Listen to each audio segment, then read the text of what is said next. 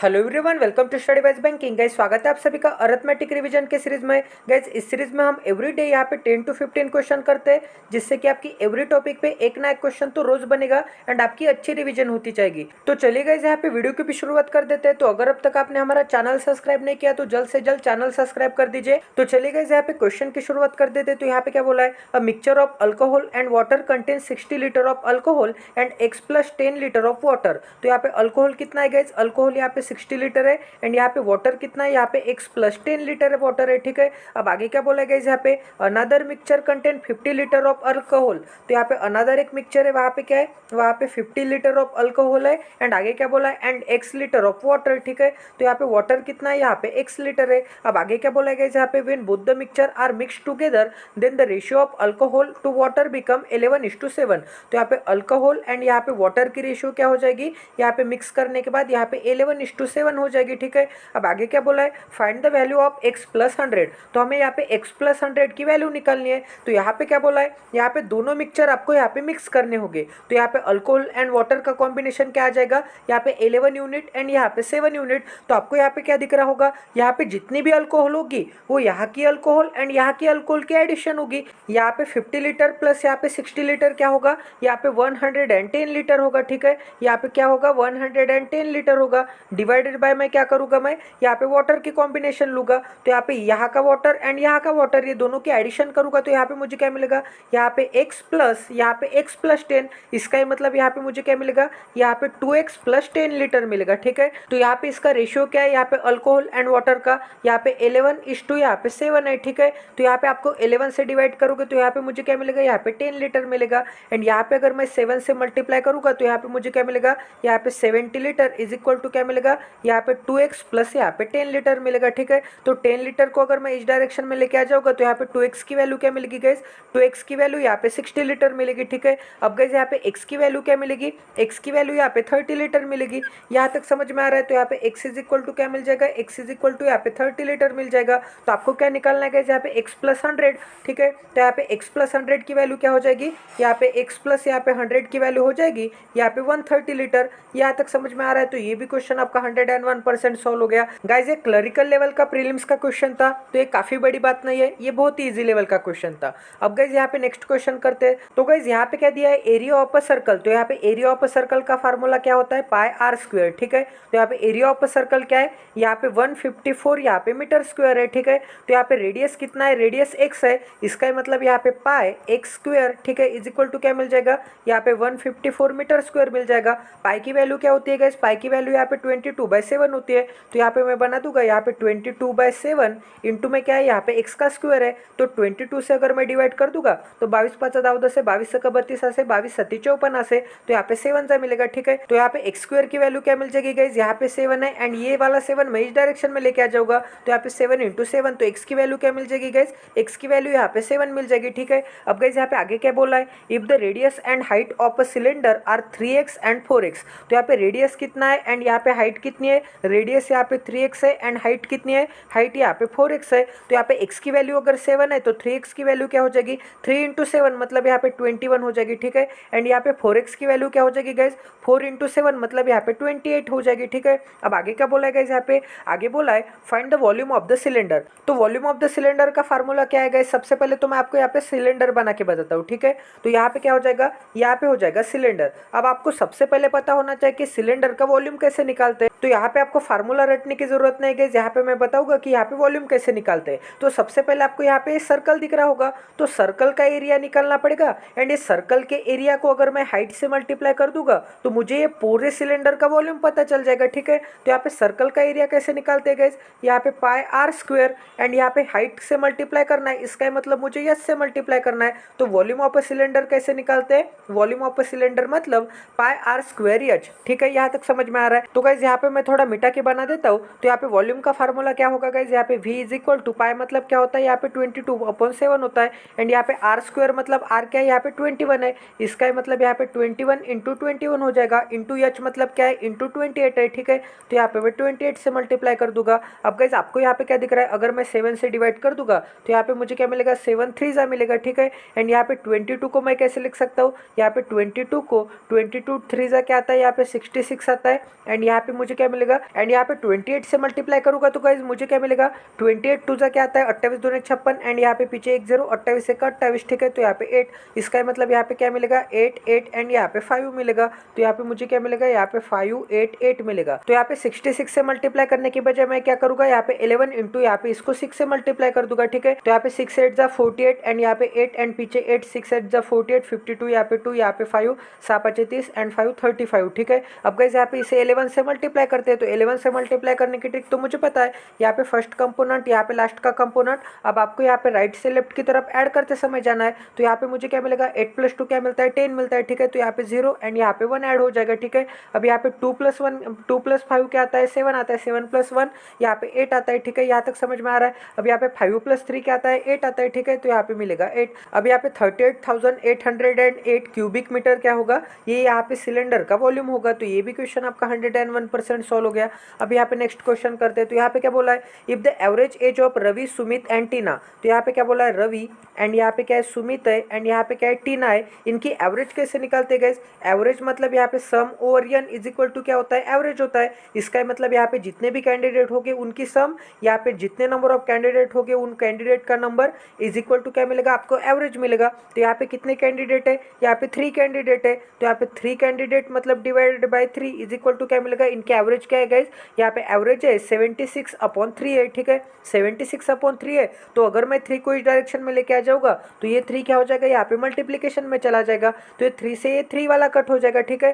तो इन तीनों की सम क्या आ जाएगी गाइस, इन तीनों की सम यहाँ पे 76 आ जाएगी। तो यहाँ पे r + s + t is equal to क्या मिल जाएगा, यहाँ पे 76 मिल जाएगा। अब आगे क्या बोला है, यहाँ पे the age of r is 4 year more than the Tina, ठीक है। तो यहाँ पे r की एज क्या है, यहाँ पे 4 ईयर ज्यादा है टीना से। तो टीना में मुझे 4 ईयर दे देने पड़ेंगे, तब इन दोनों की एज यहाँ पे इक्वल बनेगी। अब आगे क्या बोला है, the age of Sumit is 18 year more than Tina. तो यहाँ पे सुमित की एज क्या है, यहाँ पे टीना से 18 ईयर ज्यादा है, ठीक है। तो यहाँ पे टीना को मुझे 18 ईयर दे देने पड़ेंगे, तब जाके सुमित की एज के बराबर हो जाएगी, ठीक है। अब आगे क्या बोला है, find the age of Ravi. तो मुझे यहाँ पे रवि की एज निकालनी है। तो यहाँ पे r की जगह पे मैं यहाँ पे t + 4 लिखूंगा, यस की जगह पे भी मैं यहाँ पे t + 18 लिखूंगा, ठीक है।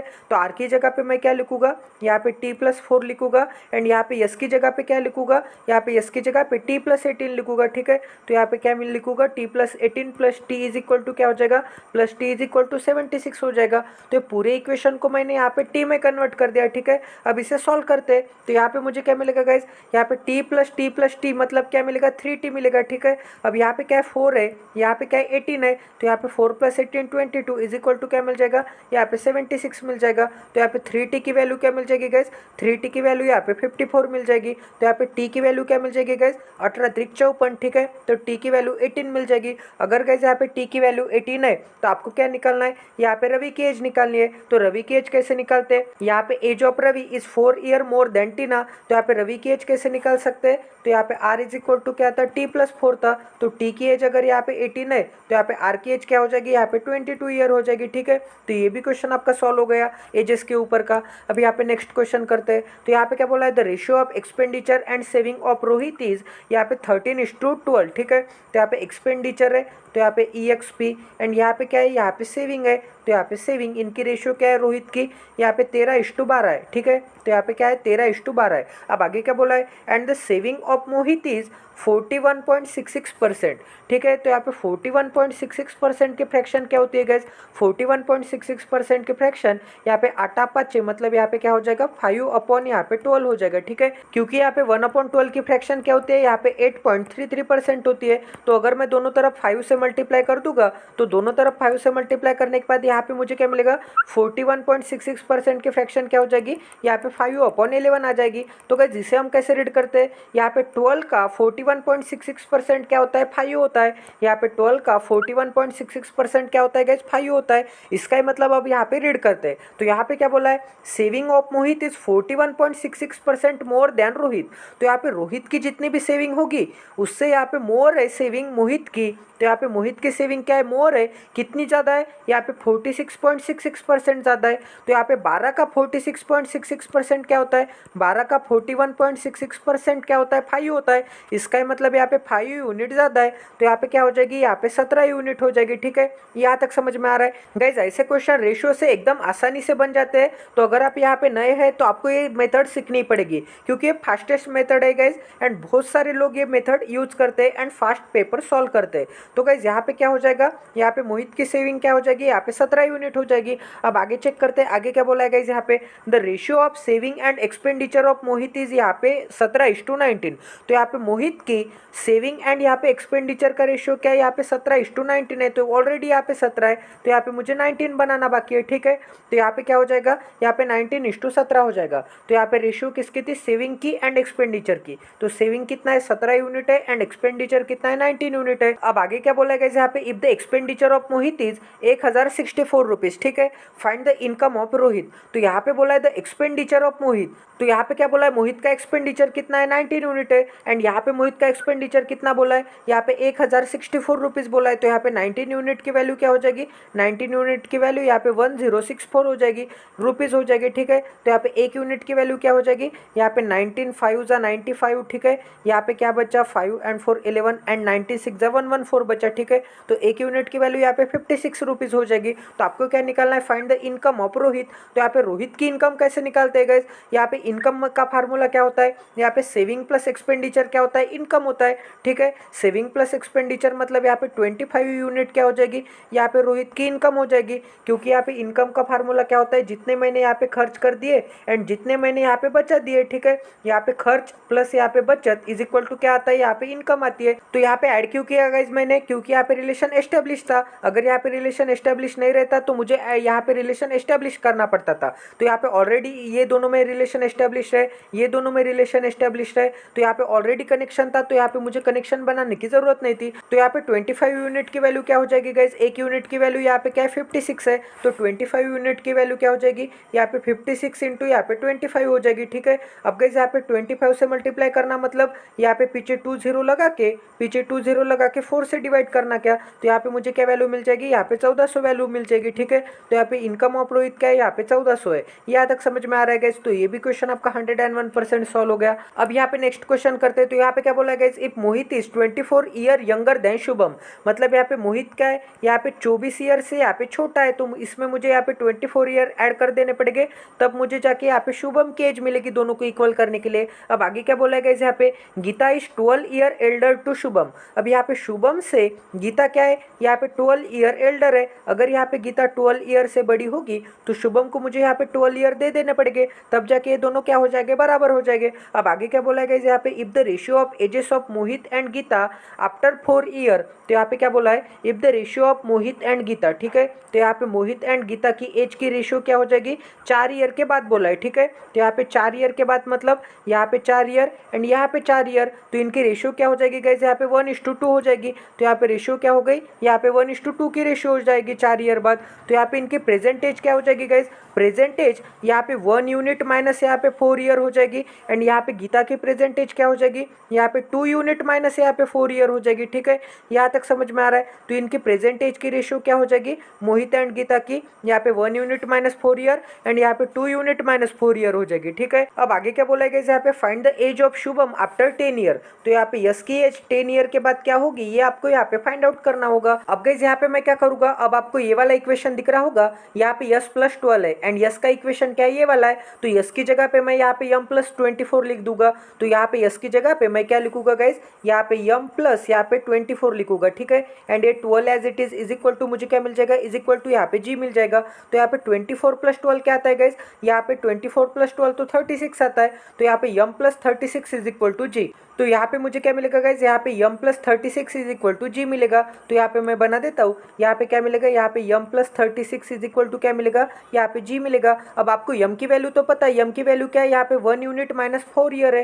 तो यहाँ पे 1 यूनिट माइनस क्या हो जाएगा, यहाँ पे माइनस 4 ईयर हो जाएगा। ठीक है, प्लस यहाँ पे क्या है, यहाँ पे 36 ईयर है। तो यहाँ पे 4 ईयर माइनस 36 ईयर क्या हो जाएगा, यहाँ पे 32 ईयर हो जाएगा। ये बाद में करते हैं। एंड यहाँ पे g की वैल्यू क्या है गाइस, यहाँ पे 2 यूनिट माइनस 4 ईयर है। तो g की वैल्यू क्या है, यहाँ पे 2 यूनिट माइनस क्या हो जाएगा, यहाँ पे 4 ईयर हो जाएगा। तो गाइस एक इक्वेशन अब सॉल्व करते हैं, तो इसका काम हो गया, तो इसे मैं मिटा देता हूँ। तो यहाँ पे एक इक्वेशन सॉल्व करने के बाद मुझे क्या मिलेगा, यहाँ पे 1 यूनिट प्लस यहाँ पे 32 ईयर हो जाएगा, ठीक है। यहाँ पे 36 minus 4 year is equal to क्या हो जाएगा, यहाँ पे 2 यूनिट माइनस 4 ईयर, ठीक है। तो ये माइनस 4 ईयर में इस डायरेक्शन में लेके आ जाऊंगा, तो यहाँ पे मुझे क्या मिलेगा, यहाँ पे प्लस 4 ईयर मिलेगा। तो यहाँ पे मुझे क्या मिलेगा, यहाँ पे प्लस 4 ईयर मिलेगा एंड यहाँ पे plus 4 year is equal to क्या मिलेगा, यहाँ पे 2 यूनिट मिलेगा। ये 1 यूनिट को मैं इस डायरेक्शन में लेके आ जाऊंगा, तो यहाँ पे 2 यूनिट माइनस 1 यूनिट क्या हो जाएगा, यहाँ पे 1 यूनिट हो जाएगा, ठीक है। तो यहाँ पे 1 यूनिट की वैल्यू क्या हो जाएगी, यहाँ पे 32 प्लस 4 क्या हो जाएगा, यहाँ पे 36 ईयर हो जाएगा। तो यहाँ पे 1 यूनिट की वैल्यू अगर 36 ईयर है तो यहाँ पे क्या हो जाएगा, यहाँ पे 36 ईयर हो जाएगा एंड यहाँ पे क्या हो जाएगा, यहाँ पे 72 ईयर हो जाएगा। तो ये 4 साल के बाद की एज है, तो 4 साल पहले क्या एज रही होगी, यहाँ पे 32 रही होगी एंड यहाँ पे 68 रही होगी। तब जाके इसमें 4 साल ऐड करने के बाद यहाँ पे ये 72 का हुआ होगा एंड 4 साल बाद ये 36 की हुई होगी, ठीक है। तो यहाँ पे यम की एज एंड यहाँ पे जी की प्रेजेंट एज तो आपको पता चल गई। अब आपको क्या निकालना है, यहाँ पे यस प्लस 10 की वैल्यू निकालनी है। तो यहाँ पे यम की वैल्यू पुट कर दीजिए तो आपको यहाँ पे यस की वैल्यू मिल जाएगी। तो यहाँ पे यम की वैल्यू क्या है, 36 है। तो यहाँ पे 36 अगर मैं पुट कर दूंगा तो 36 प्लस 24 क्या आता है गाइस, यहाँ पे 60 आता है। तो यहाँ पे यस की एज क्या हो जाएगी, 60 हो जाएगी। तो अगर यहाँ पे यस की प्रेजेंट एज 60 है तो 10 साल के बाद क्या हो जाएगी, 10 साल के बाद यहाँ पे 70 ईयर हो जाएगी, ठीक है। यहाँ तक समझ में आ रहा है। तो ये भी क्वेश्चन आपका 101% सॉल्व हो गया। अब गाइस यहाँ पे नेक्स्ट क्वेश्चन करते, तो यहाँ पे क्या बोला है, Vinod is a chemist. Vinod एक केमिस्ट है and he has 10 litre of the solution that is 10% sulphuric acid. तो उसके पास क्या है गाइस, यहाँ पे 10 लीटर का सॉल्यूशन है, उसमें यहाँ पे सल्फ्यूरिक एसिड कितना है, यहाँ पे सल्फ्यूरिक एसिड है यहाँ पे 10%। 10% मतलब यहाँ पे 1 लीटर यहाँ पे सल्फ्यूरिक एसिड रहा होगा, ठीक है, बाय वॉल्यूम। अब आगे क्या बोला है गाइस, यहाँ पे he wants to dilute the solution to 5% strength by adding water. अब यहाँ पे वाटर कितना रहा होगा, यहाँ पे 9 लीटर वाटर रहा होगा। अब उसे क्या करना है गाइस, यहाँ पे उसे सॉल्यूशन को डाइल्यूट करना है बाय एडिंग वाटर, मतलब उसको यहाँ पे वाटर ऐड करना होगा एंड उसको यहाँ पे डाइल्यूट करना होगा। मतलब डाइल्यूट करना मतलब यहाँ पे सल्फ्यूरिक एसिड का जो 10% का कॉम्बिनेशन है उस कॉम्बिनेशन को उसको यहाँ पे 5% पे लाना है, ठीक है। अगर यहाँ पे 5% सल्फ्यूरिक एसिड रहा होगा तो यहाँ पे 95% वाटर रहा होगा, ठीक है। अब गाइस यहाँ पे मैंने सिर्फ वाटर ऐड किया है, यहाँ पे मैंने सल्फ्यूरिक एसिड ऐड किया है क्या, सल्फ्यूरिक एसिड ऐड नहीं किया है। आपको वाटर ऐड करने के बाद ऑटोमेटिकली सल्फ्यूरिक एसिड का सॉल्यूशन यहाँ पे डाइल्यूट करना है, ठीक है। यहाँ तक समझ में आ रहा है। तो यहाँ पे आपने सल्फ्यूरिक एसिड तो ऐड नहीं किया, तो यहाँ पे क्या फ्रैक्शन थी, यहाँ पे 10% सल्फ्यूरिक एसिड था एंड यहाँ पे 90% क्या था, वाटर था। तो यहाँ पे 10 एंड 90 की फ्रैक्शन क्या आती है गाइस,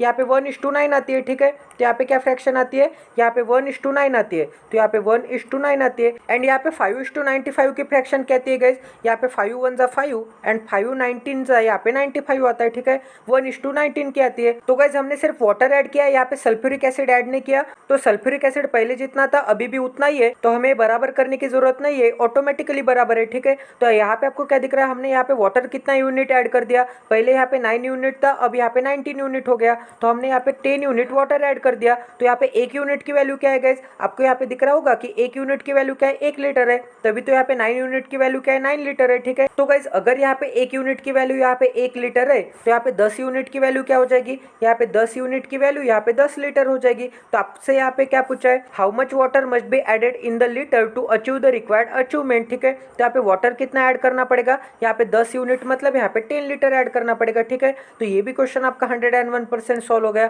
अब यहाँ पे नेक्स्ट क्वेश्चन करते हैं। तो यहाँ पे क्या बोला guys, a mixture of milk and water contain 55% of the milk. तो यहाँ पे मिल्क एंड वाटर का एक मिक्सचर है, उसमें यहाँ पे 55% क्या है, 55% मिल्क है। तो वाटर कितना होगा, वाटर यहाँ पे 45% होगा एंड 100% का यहाँ पे सोल्यूशन होगा, ठीक है। अब आगे क्या बोला गाइस, यहाँ पे how much water should be added. तो यहाँ पे वाटर कितना ऐड करना पड़ेगा, जिससे कि आपको यहाँ पे वाटर परसेंटेज में पूछा है, ठीक है, जिससे कि in the mixture to reverse the proportion of the milk and water, ठीक है। तो यहाँ पे पहले प्रोपोर्शन क्या था, पहले 55% एंड यहाँ पे 45% प्रोपोर्शन था। तो यहाँ पे अब रिवर्स करना है बोला, इसका मतलब ये 45% हो जाएगा मिल्क एंड वाटर कितना हो जाएगा, वाटर यहाँ पे 55% हो जाएगा। तो यहाँ पे 55 इस टू यहाँ पे 45 की फ्रैक्शन क्या आती है, 5 से डिवाइड करूंगा तो यहाँ पे 11 इस टू क्या आता है, 11:9 आती है एंड यहाँ पे क्या फ्रैक्शन आती है गाइस, यहाँ पे 9:11 आता है। तो यहाँ पे क्या है, यहाँ पे 11:9 है मिल्क एंड वाटर की फ्रैक्शन एंड यहाँ पे वाटर ऐड करने के बाद यहाँ पे क्या हो जाएगी, यहाँ पे रिवर्स हो जाएगी, मतलब यहाँ पे 9:11 हो जाएगी। तो यहाँ पे हमने वाटर ऐड किया, यहाँ पे मिल्क ऐड किया, क्या मिल्क ऐड तो नहीं किया,